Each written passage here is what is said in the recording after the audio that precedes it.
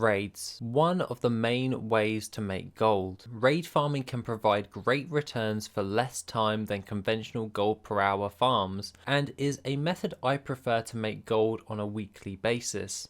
So today we'll be looking at 10 of the best raid pet gold farms. Let us begin. Coming in at number 1, we have the Serpent Shrine Caverns, coming from the Burning Crusade expansion and located within the zone of Zangarmarsh. This raid has some great things to take note of. These are the raid based battle pets: Coilfan Stalker from the boss Lady Varsh at a 9% drop chance, the Tainted Waveling from Hydros the Unstable at a 13% drop chance, and the Tide Skipper from Morrogrim Tidewalker at a 15% drop chance. These battle pets can be sold for a reasonable amount of gold, and along with all of the transmog that comes from the trash from these mobs, make it a good gold farm for getting started. Moving into number 2, and in the zone of the Dread Wastes, we have the raid the Heart of Fear. Within this raid we have multiple battle pets to be farmed, and this is the reason we farm this raid. The battle pets that are in this raid are the Khorthik Swarmling from the boss Imperial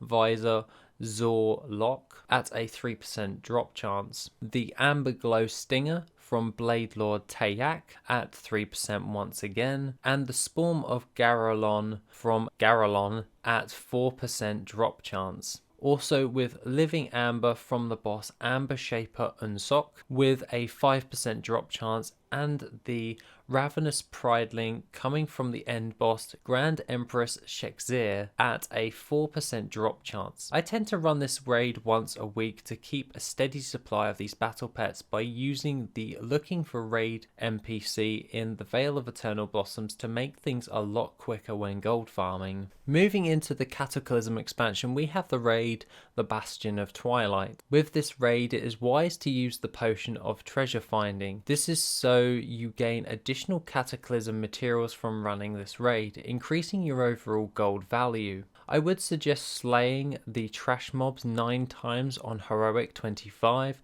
to gain as many additional materials, then on your 10th time running the full raid to maximize your total gold value. Battle pets that come from this raid are the Bound Stream from the boss Elementium Monstrosity at a 5% drop chance, the Faceless Minion from Cholgol at a 5%, and the Twilight Clutch Sister from the bosses Vleona and Theralon at 4%. The Twilight Clutch Sister is a keynote pet from this raid because it is used for a lot of pet battle fights and sells faster as a result, with a strong gold value behind this as well. As for number 4, we have a quick raid farm which is quite good and can be completed within 15 minutes for some reasonable amounts of gold. The drops and additional loot can be vended for raw gold, and the battle pets that can be sold are the Dreadmaw from the boss Icehowl at 17% drop chance, the Nerubian Swarmer from Anubarak at 11%, and the Snowballed Runt from Icehowl once again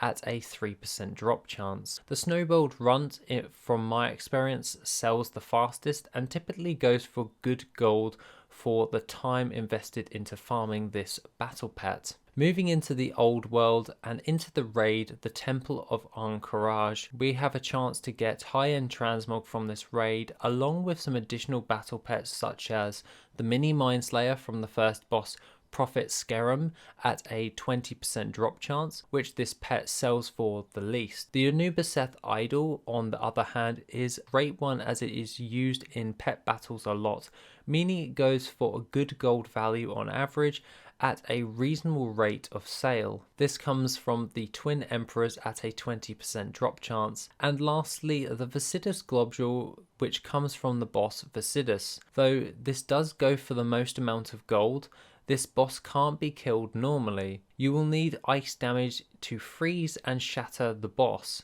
My preferred preference is using the Enchant Elemental Force, which when equipped to a low level sword, I can thus slay said boss. The Viscidus globule drops from this boss at a 28% drop chance, so it is worth doing along with the high gold value, making it a prize choice. Next up at number 6, and in the zone of the Deadwind Pass, is the raid Karazhan. This raid provides the chance to get some really rare recipes and transmog from this raid, and I do this on the regular for those high ticket items. Other items are of course the battle pets, which are the Fiendish Imp from the boss Terrasane Ilhoof at a 12% drop chance, the Little Bad Wolf, which is a great pet for pet battles and selling from the Big Bad Wolf at a 37% drop chance, the Menagerie Custodian from the boss the Curator at 11%, and the Neverspace Abyssal from the last boss of the raid, Prince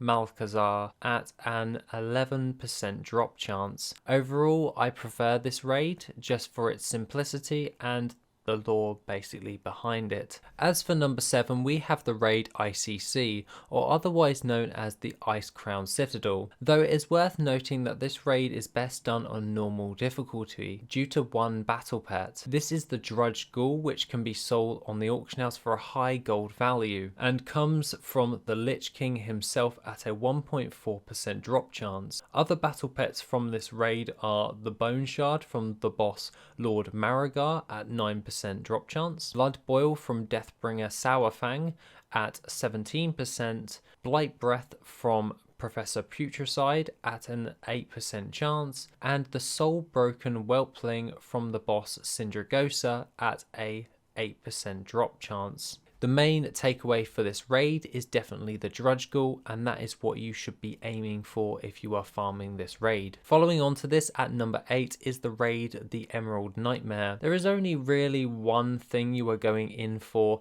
and this is one battle pet, which is the Nightmare Whelpling, which goes for a high amount of gold. This comes from the boss Ysonde at a 1% drop chance and can sell for some stupidly high amounts of gold if you are lucky enough to get this battle pet to drop. Next up at number 9, and located in the Isle of Thunder, is the raid Throne of Thunder. Here you have the chance to get some really nice Zandalari transmog along with some personal mounts for yourself, and also of course battle pets. The Pygmy Direhorn comes from the boss Horadon at a 1.4% drop chance, the Living Sandling from the Sand Elemental at 2%, the 𝐂𝐿 Hatchling from 𝐂𝐿 at 2%, Living Fluid from the boss Primordius with an undefined drop chance on LFR mode, the Vicious Horror from Primordius once again, but on normal and heroic difficulty at 4%, and the Son of Animus from the boss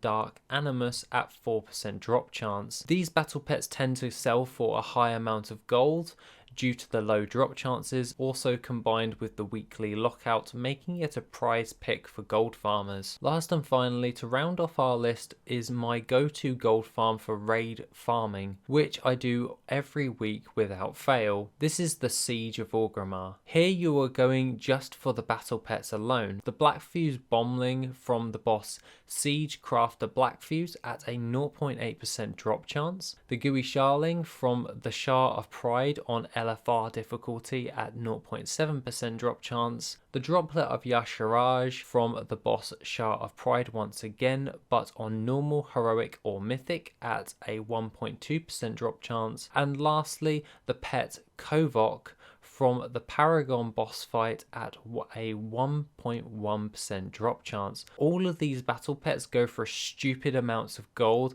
and thus this is why I farm this every week, because you can make some seriously great gold just by doing this, even just on one character. Other than that, guys, that is my pick for the 10 best raid pet gold farms. Have a wonderful rest of the day, and I shall see you in the next video, which will be soon.